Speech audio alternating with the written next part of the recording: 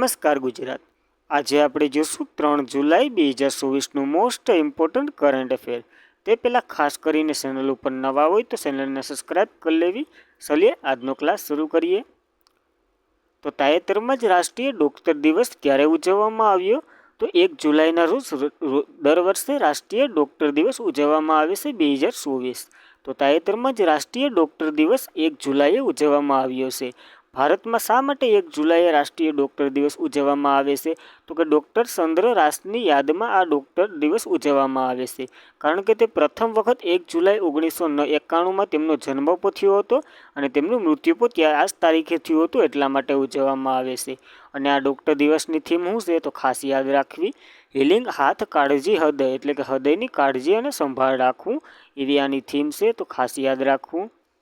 હવે કોના માનમાં ઉજવવામાં આવે છે? તો કે વિધાનચંદ્ર રોયના માનમાં ઉજવવામાં આવે છે આ ડોક્ટર દિવસ। તો તેઓ તો કે એક પ્રખ્યાત ચિકિત્સક અને શિક્ષક, સ્વાતંત્ર્ય સેનાનીઓ અને સામાજિક કાર્યકર્તા હતા।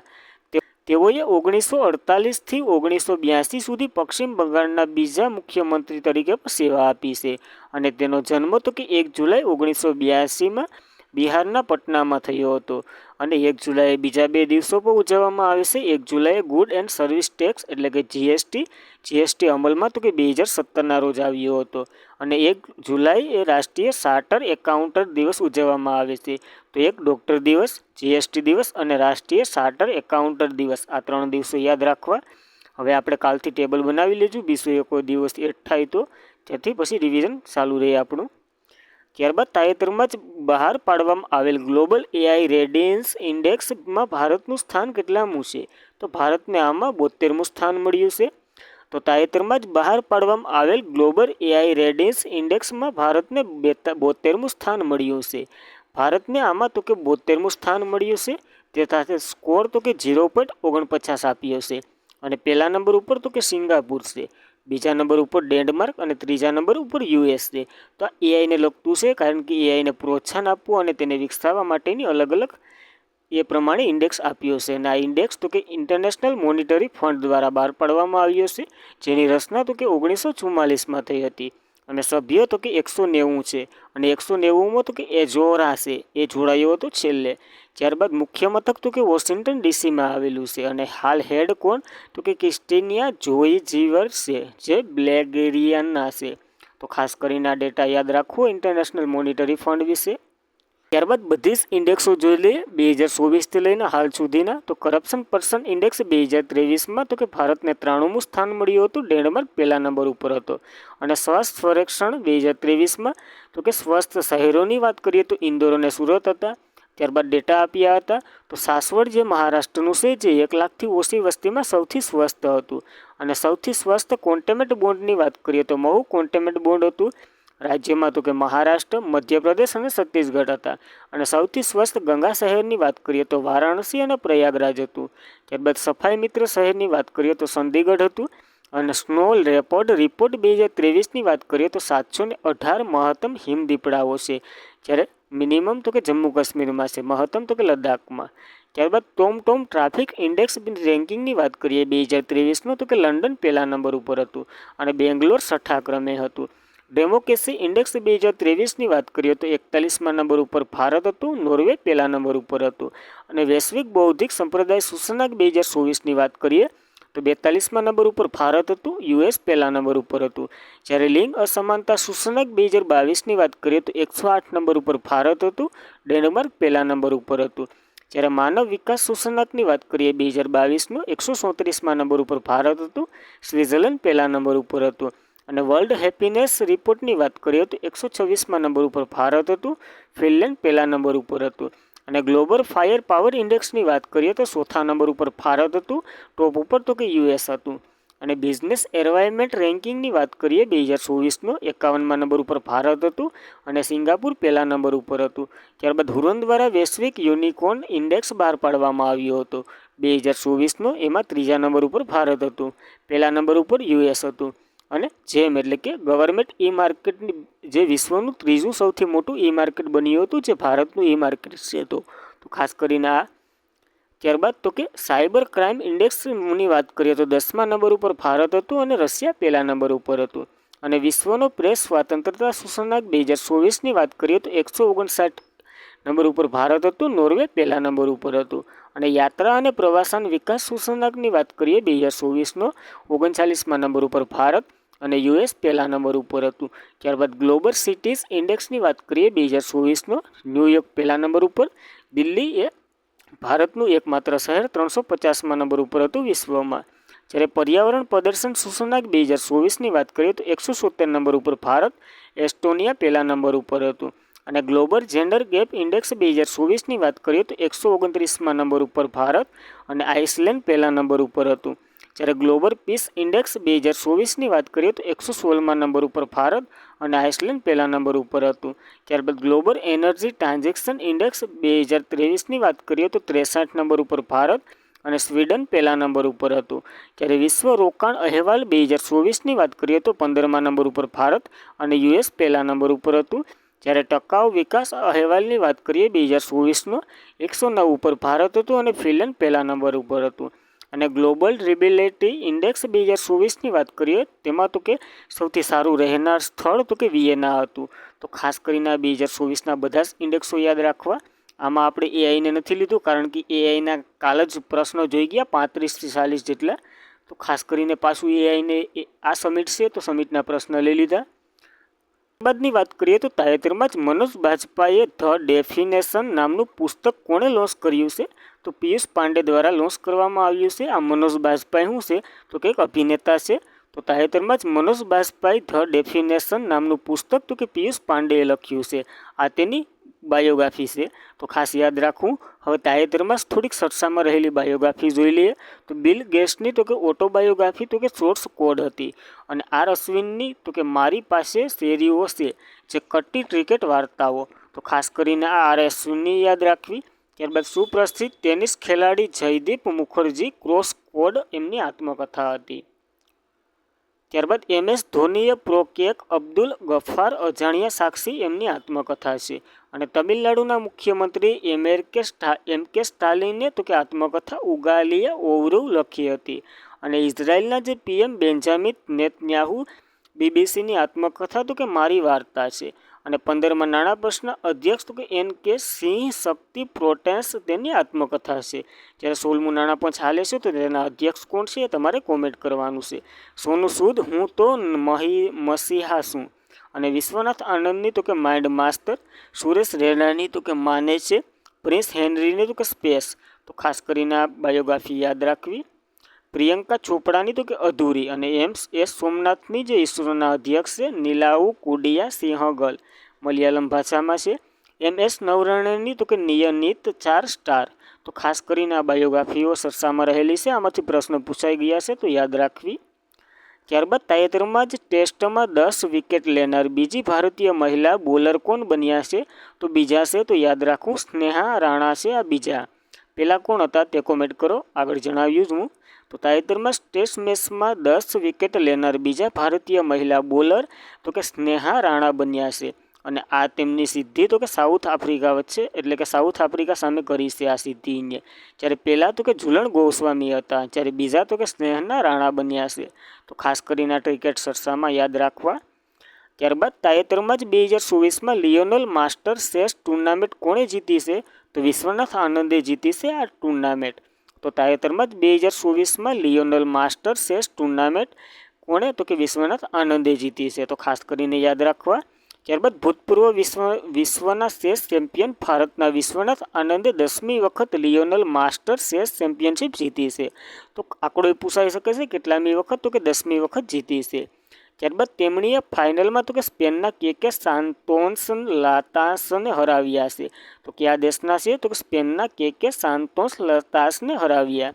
અને લિયોનેલ માસ્ટર ચેસ ટુર્નામેન્ટ જે સ્પેનના લિયોલ શહેરમાં યોજાય છે. અને આ ટુર્નામેન્ટમાં માત્ર 4 ખેલાડી જ હોય છે. અને 4 ખેલાડી પોતપોતાની સામે રમે છે. અને જે જીત્યા તો કોણ જીત્યા? તો કે વિશ્વનાથ આનંદ જીત્યા છે.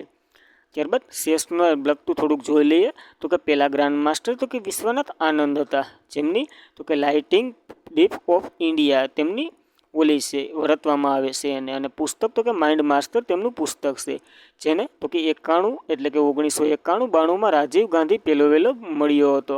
હાલ તો કે આનું નામ કયું રાખ્યું છે તો કે મેજર ધ્યાનચંદ ખેલરત્ન પુરસ્કાર, અને આમાં પ્રાઇઝ વધારી દીધી છે, 15 લાખની આજુબાજુ કરી દીધી. પહેલાં તો કે 7.5ની આજુબાજુ મળતા. અને સૌથી યુવા ગ્રાન્ડ માસ્ટર તો કે ડી ગુકેશ છે, અને પહેલા મહિલા ગ્રાન્ડ માસ્ટર તો કે એમ વિજય લક્ષ્મી છે. જેને હવે ચેસ વર્લ્ડ કપ 2023ની વાત કરીએ તો અઝરબૈજાન બાકુમાં યોજાઈ હતી. મેગ્નસ કાર્લસન જે નોર્વેના છે તે પ્રથમ આવ્યા હતા આ વર્લ્ડ કપમાં, એટલે કે ચેસ ટુર્નામેન્ટમાં, અને આર પ્રજ્ઞાનંદ બીજા ક્રમે હતા, એ રનરઅપ રહ્યા હતા. જ્યારે વિશ્વ ચેસ દિવસ તો કે 20 જુલાઈએ ઉજવવામાં આવે છે, અને ચેસની એકેડેમી ભારતના ભુવનેશ્વરમાં ખોલવામાં આવશે, જે પ્રથમ વખત ખુલશે. અને ફ્રીડે ચેસ ઓલિમ્પિયાડ 2024 તો કે બુડાપેસ્ટ અને હંગેરીમાં યોજાશે. ત્યારબાદ ફ્રીડેની વાત કરીએ તો મુખ્ય મથક લોસેન સ્વિટ્ઝરલેન્ડમાં આવેલું છે, અને હાલના પ્રેસિડેન્ટ તો કે આર્કેડી ડોરકોવિચ છે, અને વાઇસ પ્રેસિડેન્ટ તરીકે વિશ્વનાથ આનંદ છે, તો ખાસ યાદ રાખવું. ત્યારબાદ CBDT એટલે કે સેન્ટ્રલ બોર્ડ ઓફ ડાયરેક્ટર ટેક્સના નવા અધ્યક્ષ કોને બનાવવામાં આવ્યા છે તો રવિ અગ્રવાલ બન્યા છે નવા અધ્યક્ષ તરીકે. તો CBDT તો central board of director tax જે શું કરે તો કે સરકારના ટેક્સને અર્થવ્યવસ્થા કરે અને તેનું સમન્વય કરે, જે સરકારની એક ઓલી સંસ્થા છે, જેના નવા અધ્યક્ષ તરીકે રવિ અગ્રવાલ બન્યા છે. અને આની રચના CBDTની તો કે 1964માં થઈ હતી, તો ખાસ કરીને યાદ રાખવું. ત્યારબાદની થોડીક નિયુક્તિ જોઈ લે તો કે પાવર ગ્રીન કોર્પોરેશનના CMD તરીકે રવિ ત્રાગી બન્યા હતા, અને નંદિની કેવિલિન જે યુરોપિયન ઇન્વેસ્ટમેન્ટ બેંકના નવા પ્રમુખ બન્યા હતા. જ્યારે શશી સિંહ તો કે ઓલ ઇન્ડિયા રબર ઇન્સ્ટિટ્યુશનના એસોસિએશનના પ્રમુખ બન્યા હતા. જ્યારે નેશનલ એક્સ રિટેક્શન કંપનીના તો કે P સંતોષ MD બન્યા હતા. અને રશ્મિ શુક્લા જે મહારાષ્ટ્રના પ્રથમ મહિલા DGP બન્યા હતા. જ્યારે વિકાસશીલ તો કે ઇન્ટરનેશનલ ડેવલપમેન્ટ બેંકના એક્ઝિક્યુટિવ ડિરેક્ટર બન્યા હતા.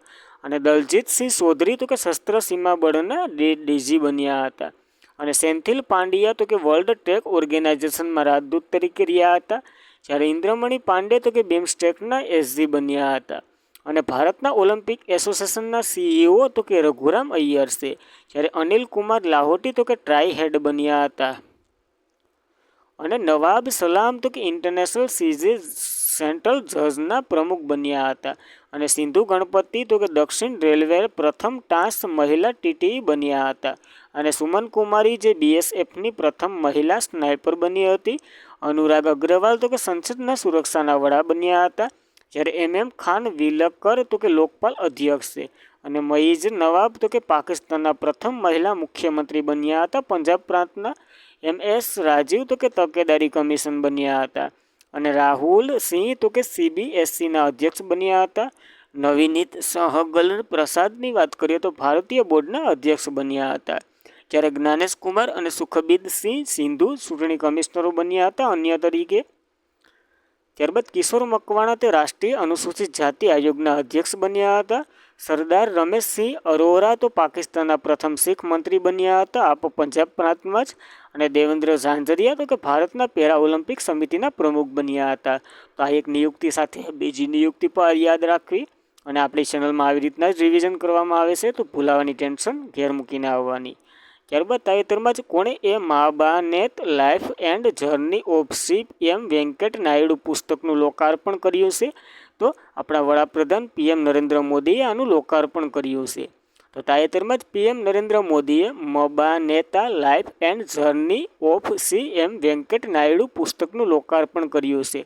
આ પુસ્તક તો કે સંજય કિશોર દ્વારા લખવામાં આવ્યું છે. ટોટલ 3 પુસ્તકોના લોકાર્પણ કર્યા છે PM મોદીએ. તો તે જોઈ લઈએ. તો કે વેંકૈયા નાયડુ માટે તો કે સેવાઓની જીવન M નાગેશ્વર કુમારે લખ્યું છે આ. અને CM વેંકૈયા નાયડુ મહાનેતા જીવન અને પ્રવાસ તો કે સંજય કિશોરે લખ્યું છે. જ્યારે ભારતની ઉજવણી ભારતના 13મા વાઇસ પ્રેસિડેન્ટ તરીકે CM વેંકૈયા નાયડુ મિશન અને સંદેશ તો સુબ્બા રાવે લખ્યું છે આ પુસ્તક. તો આ 3 પુસ્તકો યાદ રાખવા, કારણ કે PMએ લોન્ચ કર્યા છે.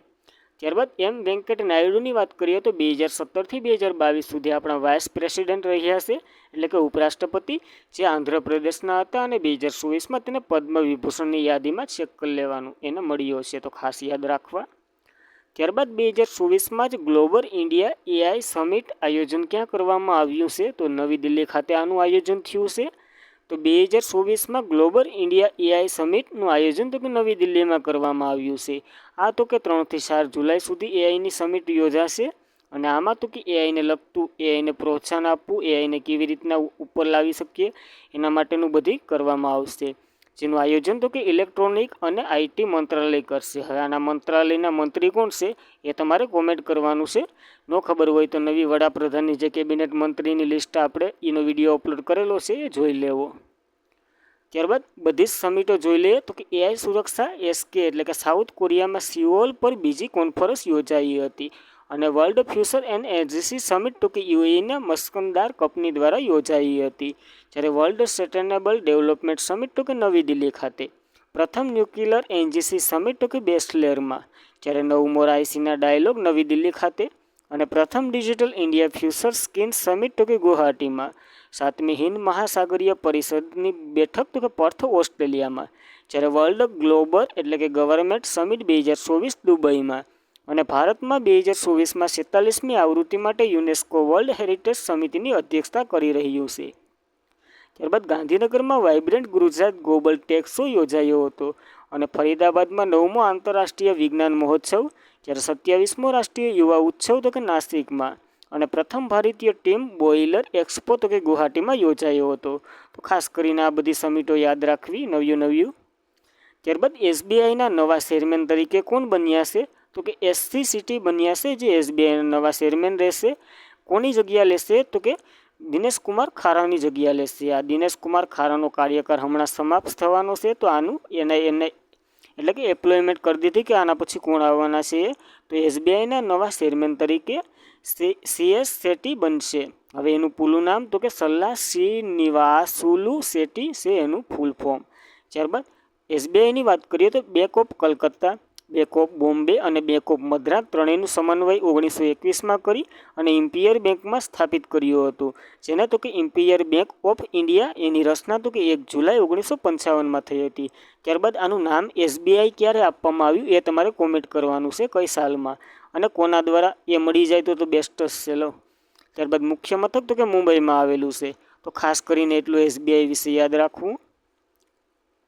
ત્યારબાદ આજનો છેલ્લો પ્રશ્ન તો કે તાજેતરમાં જ મહારાષ્ટ્રના પ્રથમ મહિલા મુખ્ય સચિવ કોણ બન્યા છે તો સુજીતા સોનિક બન્યા છે મહારાષ્ટ્રના પ્રથમ મહિલા મુખ્ય સચિવ. તો પ્રથમ છે એટલા માટે, અને આપણી એક્ઝામો પ્રથમ અને મહિલાઓને તો કેવું સન્માન આપે છે તમને ખબર છે.